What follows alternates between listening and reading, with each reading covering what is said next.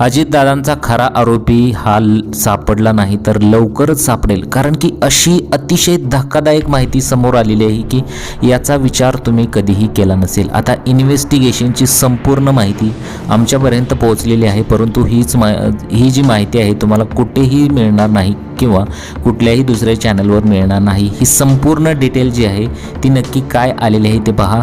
तुम्हाला इन्व्हेस्टिगेशन कुठपर्यंत पोहोचलेलं आहे हे अजिबात कळणार नाही, परंतु तुम्हाला आमच्या चॅनलतर्फे नक्कीच इन्व्हेस्टिगेशन कुठल्या मार्फत आणि कुठपर्यंत पोहोचलेलं आहे, इन्व्हेस्टिगेशनमध्ये आत्तापर्यंत काय काय चाललं आहे ते संपूर्ण या चॅनलवरती पाहायला मिळेल. आता अतिशय धक्कादायक माहिती समोर येत आहे आणि ही माहिती अक्षरशः पाहिल्यानंतर तुमच्या पायाखालची जमीन सरकेल.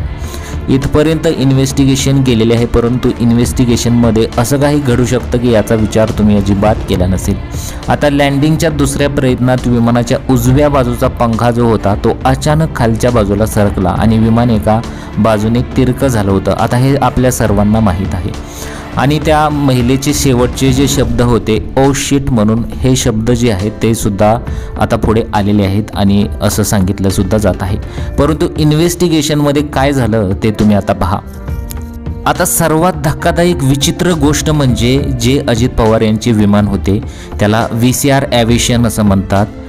आता ती VCR व्हेंचर्स ती ऑपरेट करत होती, ज्याचे मुख्य ऑफिस दिल्लीमध्ये आहे.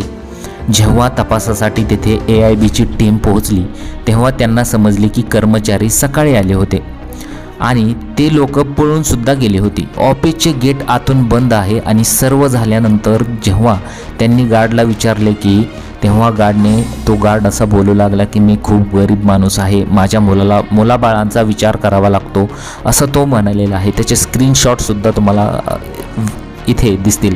त्यानंतर तपास पथकाने गार्डला सांगितले की तू फक्त सहकार्य कर, तुला काही होणार नाही.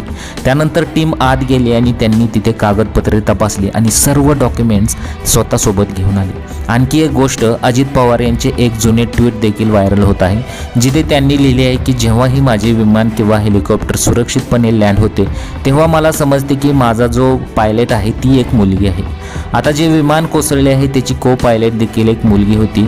त्यामुळे बरेच लोक त्या ट्विटखाली कमेंटसुद्धा करत आहेत आणि विमानातील पायलटचे शेवटचे शब्द ओ शिट असं आहे आणि ते ब्लॅक बॉक्स ते सांगण्यात येत आहे आणि ब्लॅक बॉक्ससुद्धा रिकवर करण्यात आलेला आहे.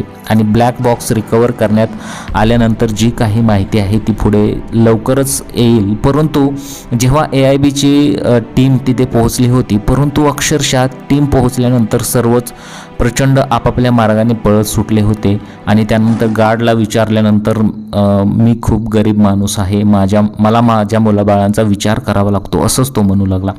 यात नक्कीच कुठेतरी काही वेगळं सत्य दडलेलं आहे असंच बऱ्याच जणांचं मत येत आहे. आणि जी काही इन्व्हेस्टिगेशन आहे ती तुमच्यापर्यंत आमच्या चॅनलतर्फे लवकरच पोहोचवली जाईल. प्रत्येक डिटेल तुम्हाला दिली गेली जाईल. तर अशा प्रकारे ही संपूर्ण जी इन्व्हेस्टिगेशन आहे ते आत्तापर्यंत इथपर्यंत तर आलेलं आहे. इथपर्यंत येऊच तर अशा प्रकारचं कृत्य घडत आहे. तुम्हाला या घटनेबद्दल, या कृत्याबद्दल किंवा या इन्व्हेस्टिगेशनबद्दल काय वाटतं, तुमच्या प्रतिक्रिया जरूर कळवा.